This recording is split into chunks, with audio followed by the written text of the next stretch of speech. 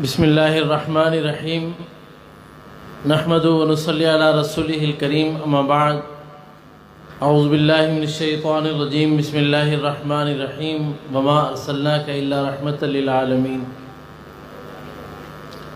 میرے بھائیوں،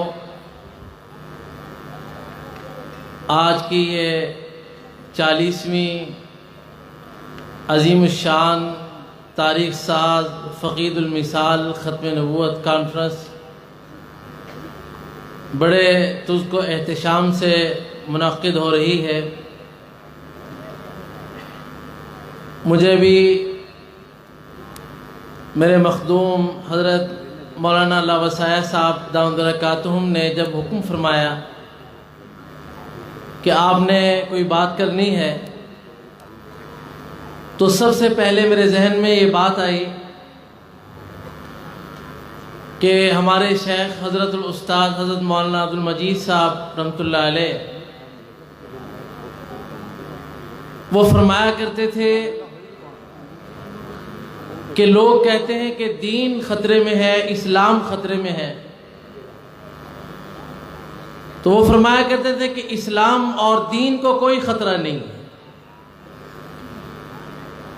ہم خطرے میں ہیں۔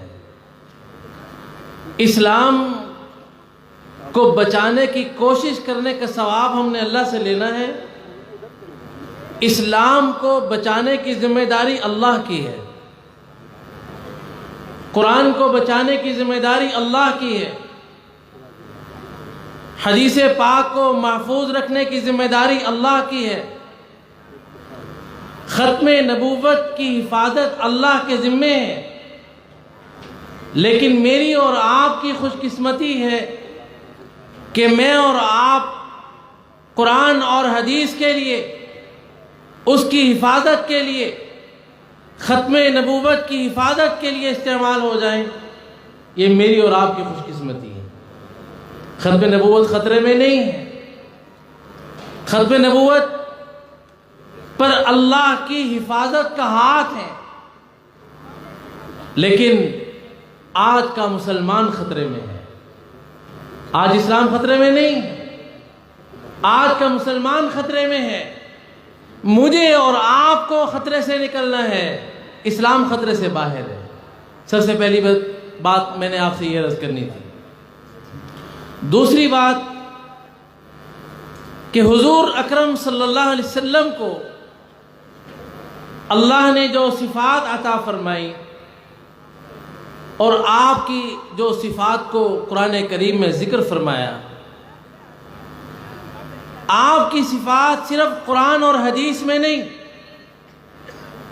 بلکہ جناب سیدنا آدم علی نبینا وعلیہ الصلاۃ والتسلیم سے لے کر حضرت عیسیٰ علیہ السلام تک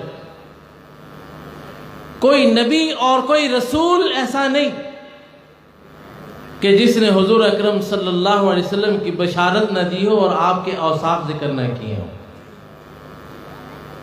قرآن کریم نے اس بات کو ذکر کیا ہے۔ سورۃ البقرہ میں ہے کہ وَلَمَّا جَاءَهُمْ كِتَابٌ مِّنْ عِنْدِ اللَّهِ مُصَدِّقٌ لِمَا مَعَهُمْ وَكَانُوا مِنْ قَبْلُ يَسْتَفْتِحُونَ عَلَى الَّذِينَ كَفَرُوا،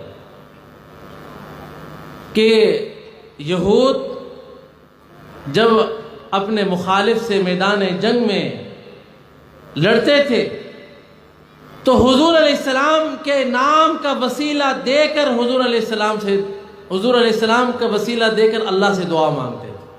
قرآن کہتا ہے وَكَانُوا مِن قَبْلُ يَسْتَفْتِحُونَ عَلَى الَّذِينَ كَفَرُوا۔ اور دوسرا صرف حضور نہیں، حضور علیہ السلام کے اصحاب کا بھی پچھلے تمام کے تمام کتب اور صحائف میں تذکرہ موجود ہے۔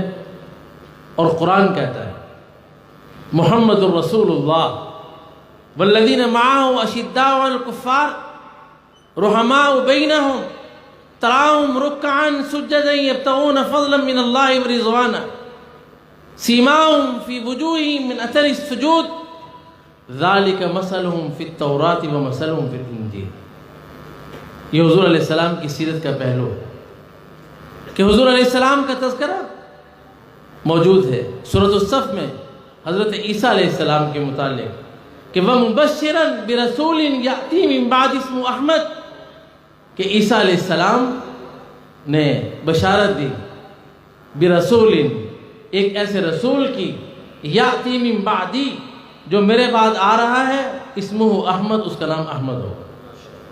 میرے بھائیوں، یہ ہماری خوش قسمتی ہے کہ میرا اور آپ کا واسطہ اور تعلق حضور سے جڑ گیا ہے۔ دعا یہ کرو کہ اللہ ہمیں حضور کے ساتھ جوڑے رکھے، اور یہ بھی ہم جلسے میں آ کر عالمی مجلس پر، ختم نبوت پر ہمارا کوئی احسان نہیں۔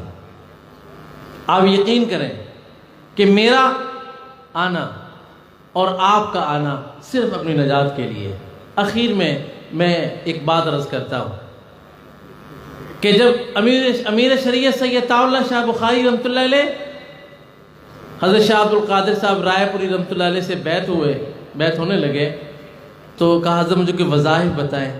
فرمایا کہ آپ کا وظیفہ ختم نبوت کے لیے تقریریں کرنا ہے، بس صرف یہ کہ آپ اللہ کی رضا کی نیت کر لیں۔ آپ سے بھی کہتا ہوں کہ کوئی نعرہ لگائے وہ نعرے کا جواب دے وہ، اور بیان سنو بیٹھ کر وہ، نیت اللہ کی رضا کی کرو۔ اللہ مجھے اور آپ کو عمل کی توفیق عطا فرمائے۔